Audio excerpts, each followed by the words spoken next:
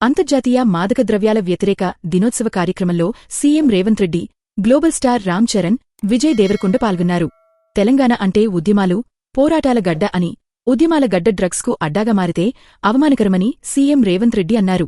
నిరంతర శ్రమ, కఠోర దీక్షతోనే ఏ రంగంలోనైనా విజయం సాధించగలమని తెలిపారు. పాఠశాలలు మొదలు యూనివర్సిటీల వరకు డ్రగ్స్ ప్రభావం పడిందని, 140 కోట్ల జనాభా ఉన్న దేశానికి ఒలింపిక్స్లో ఒక్క స్వర్ణపతకం రాకపోవటం గురించి ఆలోచించాలని సీఎం తెలిపారు. యువత గంజాయి, డ్రగ్స్కు బానిసలైతే దేశం మనుగడకే ప్రమాదమని, ఒక దేశాన్ని దెబ్బతీయడానికి శత్రుదేశాలు ఏ మార్గాన్ని ఎంచుకుంటాయో చెప్పలేమని ఆవేదన వ్యక్తం చేశారు. కొన్ని దేశాలు కోవిడ్ను ఎంచుకోవచ్చు, కొన్ని దేశాలు డ్రగ్స్ను ఎంచుకోవచ్చని, యుద్ధం, సైనికులు అంటేనే పంజాబ్ గుర్తుకువచ్చేదని, అలాంటి పంజాబ్ ఇవాళ డ్రగ్స్ మహమ్మారి వలలో చిక్కుకున్నదని తెలిపారు. డ్రగ్స్ నివారణలో తెలంగాణ దేశానికే ఆదర్శంగా నిలవాలని రేవంత్ రెడ్డి పిలుపునిచ్చారు.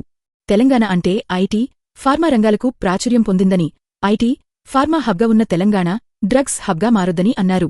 హైదరాబాద్ అంత ఉన్న దేశాలు ఒలింపిక్స్లో పదుల కొద్దీ పతకాలు సాధించాయని, క్రీడల ప్రోత్సాహం కోసం చాలా దేశాల్లో అధ్యయనం చేశామని గుర్తుచేశారు.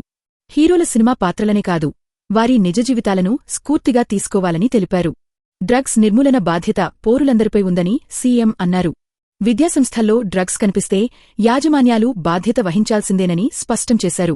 పిల్లల ప్రవర్తనను గమనించేందుకు ప్రత్యేకమైన సిబ్బందిని నియమించుకోవాలని, విద్యాసంస్థల్లో బిహేవియర్ అబ్జర్వర్స్ను నియమించుకోవాలని తెలిపారు. గంజాయి అమ్మేవారి గురించి పోలీసులకు సమాచారం ఇవ్వాలని, డ్రగ్స్ నివారణకు ప్రత్యేకంగా ఈగల్ అనే విభాగాన్ని ఏర్పాటు చేస్తున్నామని, గంజాయి పంట, సరఫరా, విక్రయంపై ఈగల్ టీం నిఘా పెడుతుందని తెలిపారు. తెలంగాణలో డ్రగ్స్ నిరోధానికి ఈగల్ సంస్థను ప్రభుత్వం ఏర్పాటు చేసింది. ఈగల్ లోగోను సీఎం రేవంత్ రెడ్డి ఆవిష్కరించారు. ఇకపై రాష్ట్రంలో ఎక్కడన్నా గంజాయి సాగు చేస్తే పసిగట్టేలా ఈగల్ టీంకు శిక్షణ ఇవ్వనున్నారు. డ్రగ్స్ నష్టాలపై యువతకు అవగాహన కల్పించడం గొప్ప విషయమని నటుడు రామ్ చరణ్ తెలిపారు. చిన్నపిల్లలు తినే చాక్లెట్లలో కూడా మత్తు పదార్థాలు కలపడం దారుణమని, పిల్లలకు చాక్లెట్లు, ఐస్క్రీంలు కొనివ్వాలంటే భయపడే పరిస్థితి నెలకొందని ఆవేదన వ్యక్తం చేశారు.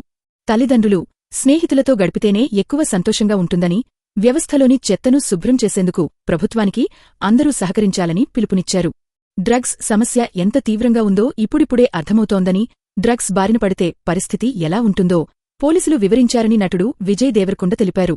ఆరోగ్యం బాగాలేకుంటే ఎంత సంపాదించినా వృధా అని, ఒక్కసారి డ్రగ్ ప్రయత్నించి చూడు అనేవారికి దూరంగా ఉండాలని, తల్లిదండ్రులు కోరుకున్నది సాధించడంలోనే ఎక్కువ కిక్కు ఉంటుందని యువతకు ఉద్బోధించారు.